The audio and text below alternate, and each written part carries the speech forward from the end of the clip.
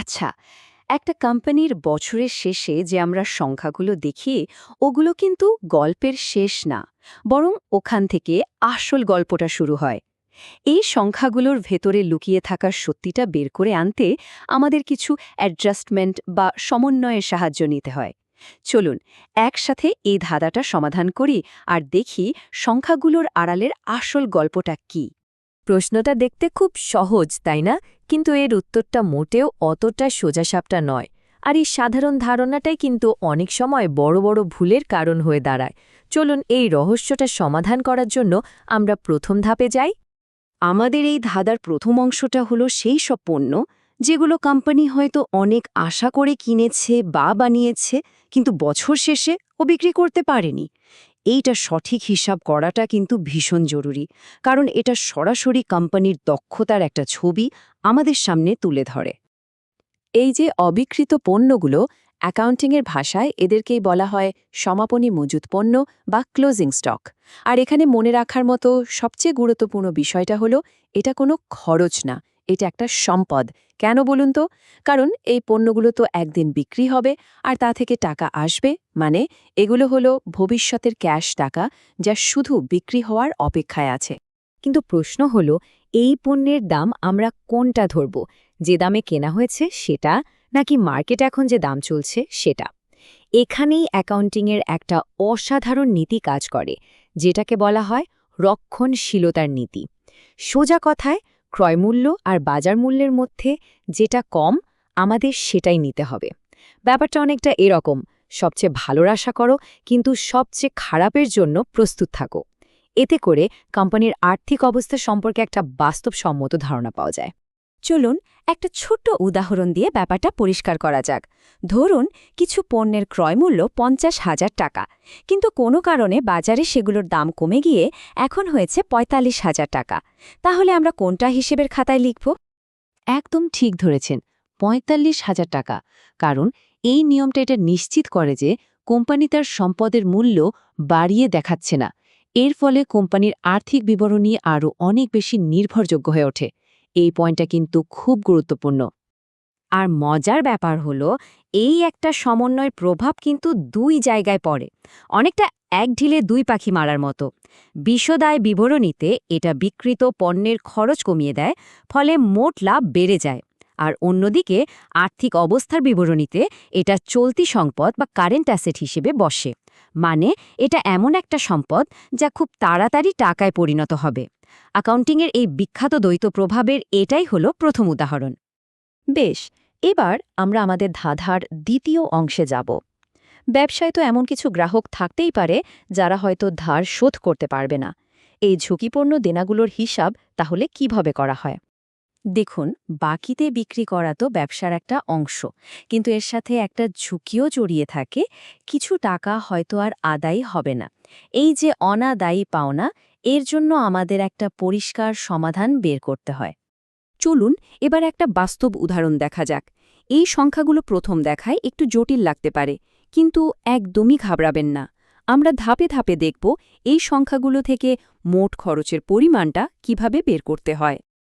আমাদের প্রথম কাজ হল নতুন অনাদায়ী পাওনাটা খুঁজে বের করা।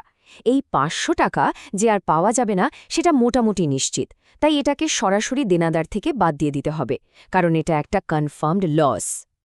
এবার হলো নতুন সঞ্চিতি গণনা করার পালা। মোট দেনাদার থেকে নিশ্চিত ক্ষতি, মানে ওই ৫০০ টাকা বাদ দিলে থাকে ২১,০০০ টাকা। এর উপর আমরা ৫% ঝুঁকি ধরছি, মানে এই ১,০৫০ টাকা হলো আমাদের সম্ভাব্য ক্ষতি, যার জন্য আমরা আগে থেকে একটা ব্যবস্থা করে রাখছি।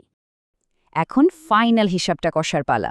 নতুন নিশ্চিত ক্ষতি আর নতুন সম্ভাব্য ক্ষতি যোগ করে সেখান থেকে আমাদের পুরনো সঞ্চিতিটা বাদ দিতে হবে। আর দেখুন কি মজার একটা রেজাল্ট এসেছে। উত্তরটা -৪৫০ টাকা। এর মানে কি? এর মানে হলো এই বছর আসলে নতুন করে কোনো খরচই হয়নি, বরং আগের বছরের জমানো টাকা বেশি থাকায় এটা আয় হিসেবে দেখানো হবে। আচ্ছা, এরপর আমরা দেখব একটা কোম্পানি তার মালিক অর্থাৎ শেয়ারহোল্ডার এবং সরকারের প্রতি যে প্রতিশ্রুতিগুলো দেয় সেগুলোর হিসাব কিভাবে রাখা হয়।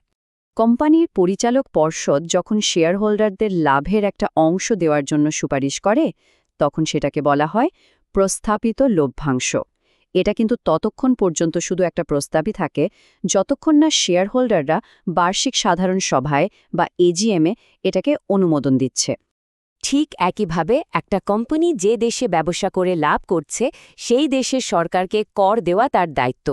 এই দায়িত্ব পালন করার জন্য চলতি বছরের লাভ থেকে যে টাকাটা আলাদা করে রাখা হয় তাকেই বলা হয় আয়কর সঞ্চিতি। এটা কিন্তু সরকারের প্রতি কোম্পানির একটা আইনি বাধ্যবাধকতা। এই টেবিলটা একবার দেখুন, কত সুন্দরভাবেই এদের হিসেবের পদ্ধতিটা দেখানো হয়েছে। দুটোই কিন্তু ভবিষ্যতের দেনা, তাই দুটোকে লাভ থেকে বাদ দেয়া হয়। আর আর্থিক অবস্থার বিবরণীতে চলতি দায় বা কারেন্ট লায়াবিলিটি হিসেবে দেখানো হয়। মানে এগুলো এমন দেনা যা কোম্পানিকে 1 বছরের মধ্যেই শোধ করতে হবে। এবার আমরা কথা বলবো সময়ের পার্থক্য নিয়ে, মানে অগ্রিম টাকা দেওয়া বা নেওয়ার হিসেব, এবং যে আয় বা ব্যয় হয়ে গেছে কিন্তু এখনও টাকা দেওয়া নেওয়া হয়নি সেগুলোর সমন্বয় নিয়ে। এই দুটো কনসেপ্টের মধ্যে আসল পার্থক্যটা হলো টাকা দেয়া নেয়ার সময়। অগ্রিম মানে হলো টাকা আগে চলে গেছে বা এসেছে, কিন্তু সেবা দেয়া বা নেয়া এখনও বাকি। যেহেতু সেবা দেয়া বাকি, তাই অগ্রিম আয় হলো একটা দায়।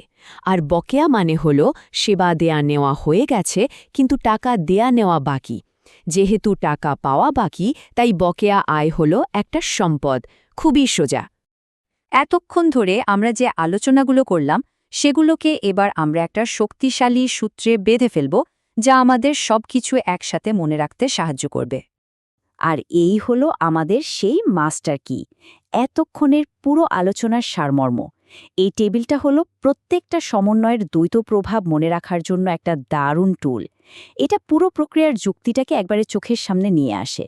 যেমন ধরুন বকেয়া খরচ, এটা একদিকে যেমন আয় বিবরণীতে মোট খরচ বাড়িয়ে দিচ্ছে, ঠিক তেমনি অন্যদিকে আর্থিক অবস্থার বিবরণীতে একটা চলতি দায়েরও জন্ম দিচ্ছে। তাহলে মূলে কথাটা হলো, এগুলো শুধু পরীক্ষার জন্য কিছু নিয়ম কানুন নয়, বরং যে কোনো ব্যবসার আসল আর্থিক চিত্রটা বোঝার জন্য এগুলো অপরিহার্য কিছু ধারণা। এই সমন্বয়গুলো ছাড়া একটা কোম্পানির ফাইন্যান্সিয়াল স্টেটমেন্ট কিন্তু সব সময় একটা অসম্পূর্ণ ছবিই থেকে যাবে। শেষ করার আগে একটা প্রশ্ন রেখে যেতে চাই। এই যে ছোট ছোট সমন্বয়গুলো আমরা দেখলাম, এগুলো কি শুধু সংখ্যা মেলানোর খেলা, নাকি এর মাধ্যমে একটা কোম্পানির ম্যানেজমেন্ট কতটা দক্ষ, তারা কি কি ঝুঁকি নিচ্ছে এবং তাদের ভবিষ্যৎ সম্ভাবনা কেমন, এই সব গভীর বিষয় সম্পর্কেও কোনো ধারণা পাওয়া যেতে পারে? একটু ভেবে দেখবেন।